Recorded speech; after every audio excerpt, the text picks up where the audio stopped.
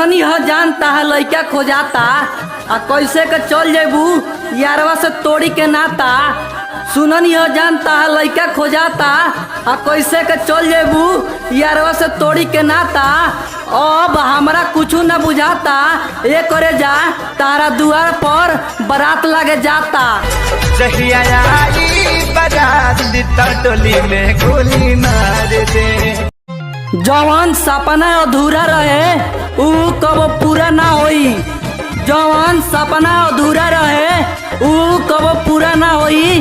ऊ तो हमरे से प्यार करत रहे लेकिन आज पता चलल कॉलेज में जाके ऊ दूसरे पर रह गईल।